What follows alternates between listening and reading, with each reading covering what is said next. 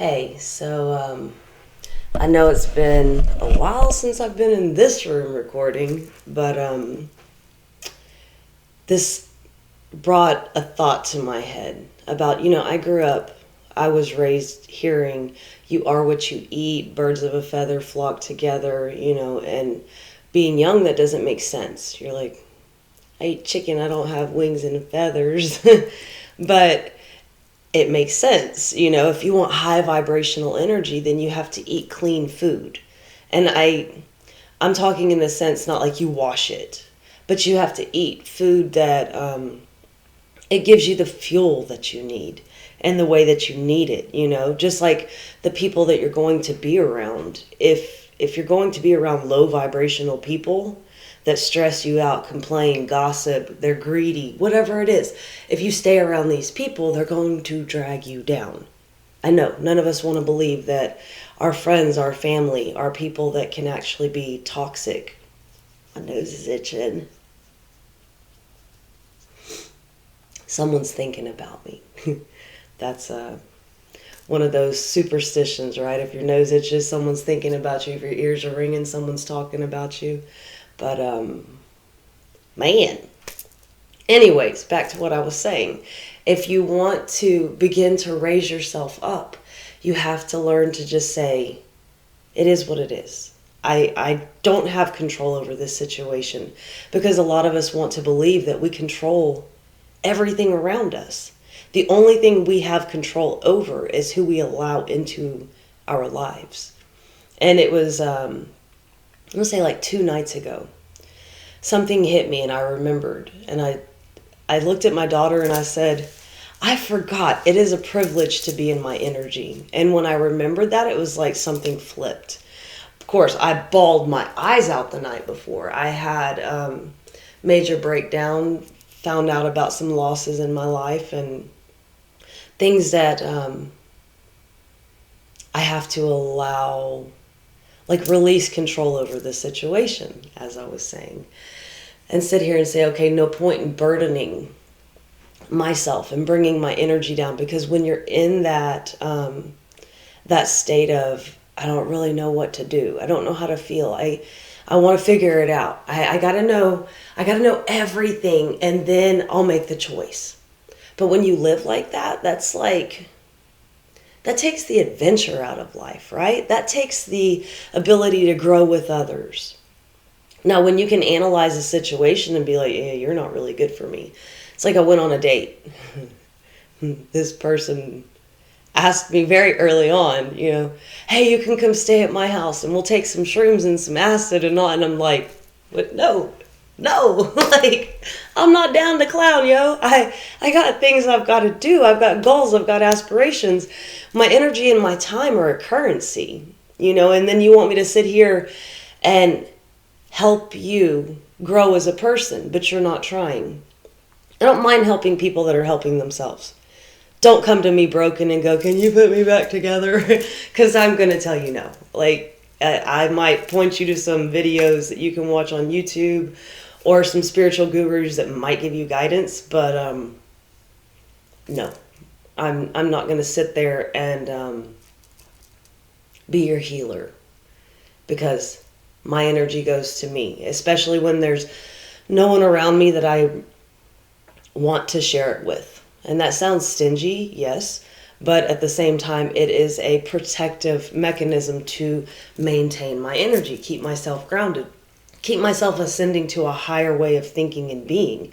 Because all of us should be working to become our better self. And each day I compete with myself. Am I better than I was yesterday? How did I communicate yesterday? How can I communicate better today? How did I let my emotions take over me yesterday? Can I control them a little bit better today? How did I react to situations? Did I blow it out of proportion? And a lot of times this person, love it. Just a tiny tad bit. But that's coming from an emotional standpoint. That's being not grounded. That is being energy scattered all over the place. But that comes with sharing your environment with people that shouldn't be in your environment. And it's important to use that intuition, listen to that gut, use your third eye, and sit there and go, how is this going to benefit me? Do you benefit my highest good, or am I better on my own? And where I've been, pretty much anyone I come across, they're not benefiting my higher good. They're siphoning off of me. They're leeching. They're taking away my essence, and they're moving along with it. But then in the end, that leaves somebody feeling depleted, useless, used. And you don't want to let yourself get in those emotions, because that is that lower vibration. Once you get in that lower vibration, hey, shrooms and acid don't sound so bad. But that was a joke, but a harsh reality. So when it comes down to it, you've got to learn to invest in yourself. And I know this is hard, because in society we're taught that we need these relationships, right? We need somebody to rely on. And that's been like one of my biggest setbacks, because that's a codependent relationship that is toxic. And honestly, I've been in so many toxic relationships that I'm not sure how to do healthy love. I haven't been around somebody that they communicate effectively. You can reassure somebody all day long, oh, I love you, I love you. But if you don't put in just a little bit of effort, there's no reassurance there. And when it comes to healthy relationships, I understand now that you live your life, I live my life, and then we build each other up to grow and help each other become better versions of ourselves, to where we're growing together, right? Instead of you've got one toxic person, one healthy person, and the other one's going, no, I don't want you to grow, because then when you grow, you're going to leave me. And then when you leave me, I don't know what I'm going to do, because I'm dependent on you. But that is something we've all got to break. You've got to be comfortable in your own skin. You've got to be comfortable in the sense that if you're alone, so what? You make it all by yourself. Sure, we all want love. Sure, we all want attention and affection and passion. But you can get that in the world around you, and not even from people, you know? It's like every day I come home, my dog is just boom, boom, hey, where you been? Where you been? And it's funny because she's always so excited to see me, and then here come the kids, and I'm just like, oh my God, can I have a minute? I have peopled for like 8 hours. And pretty much every day they're like, yeah, I'm sorry. Okay, I'll give you a minute. And then I have to take that time for myself to decompress, because when you're working in the world with people want to be pleased. People throw temper tantrums. You'd be surprised what some adults will say and do, to where you're just like, what the fuck is wrong with you? Why? It's not a big deal. You know, I even had to tell a girl at work one day, don't let it ruin your week. It's just a job. You know, don't let it eat you alive. Because so many people that I've met, just everything affects them in this way that they're just like, it's going to make or break them. You cannot put that much responsibility, or not responsibility, that much control in someone else's hands. Because I've told people several times, if people can control your emotions, you have no control of yourself. You're easily manipulated. So you have to get out of the mindset of, this person's doing that, and this person said this, and oh my God, how dare they judge me? Let them judge. You know you. No one knows your heart. You know, when it comes down to the choices you're making, if you're okay with them and you're not hurting anybody, who cares? Because when you do care so heavily and you want to just every day complain about something, eventually people are not going to want to be around you. There's a person at work like that, to where I'm just like, I just want to look and go, just stop. Just zip the lip. Stop talking to me.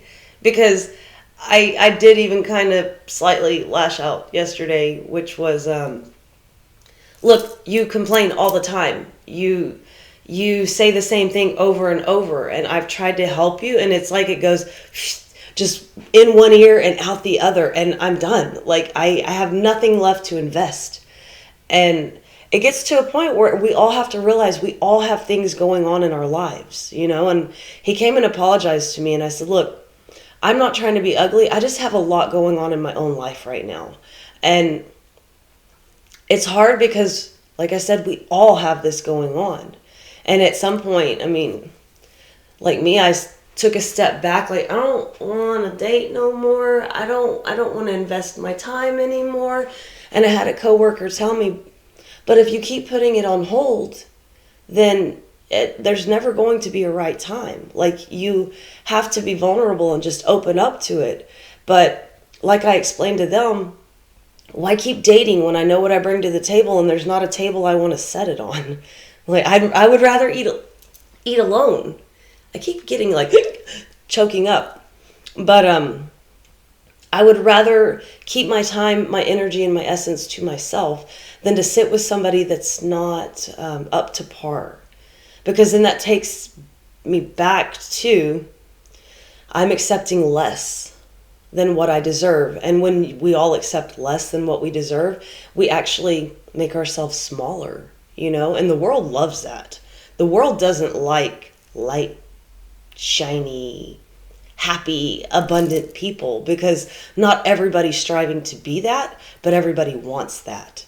Most people forget that there's work that's involved with moving up in life. You can't go start a job and be that petty little person, lowly person, and keep dragging ass, let's say, not putting in any effort, not being a team player, and then get promoted to CEO. That's not how life works.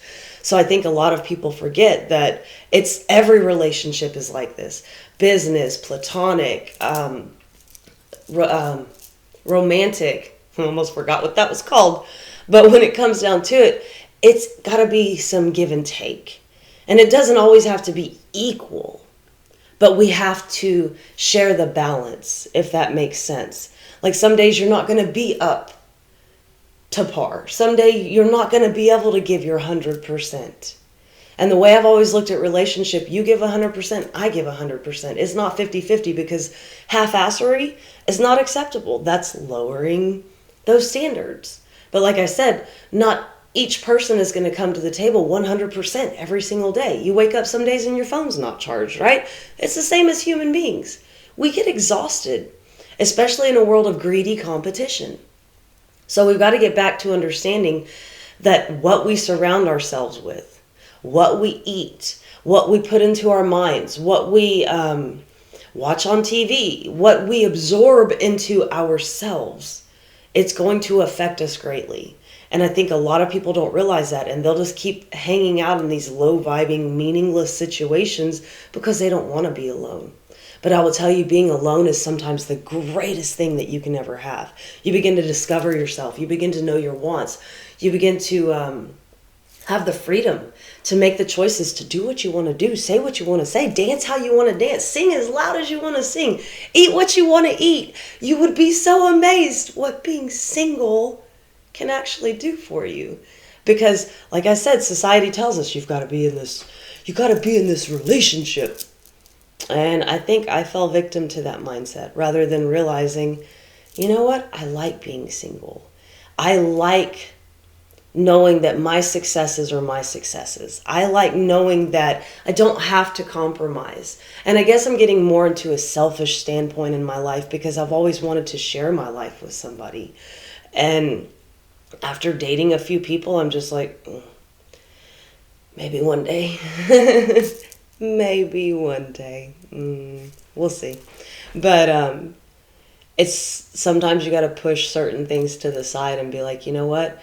I need to focus on my career. I need to focus on my family. I need to focus on myself.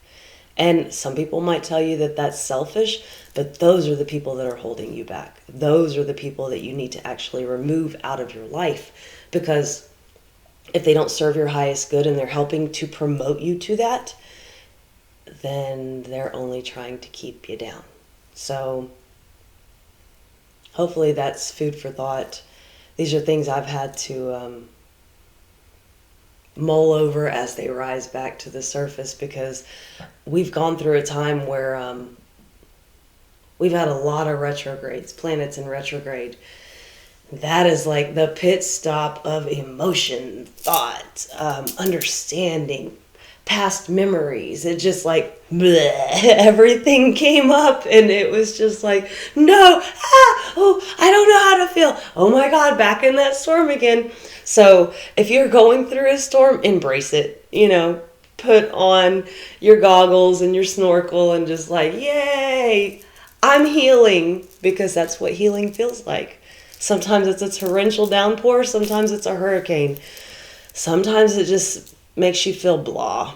But if you can be strong and brave enough to go through the healing, it's worth it. I promise. And things will change in the process. You will lose things, you will gain things. You will have to actually look at yourself at some point and be like, I was a little bit responsible for that. And live and learn. So I'm going to leave it on that note. Peace, love, and light. Bye-bye.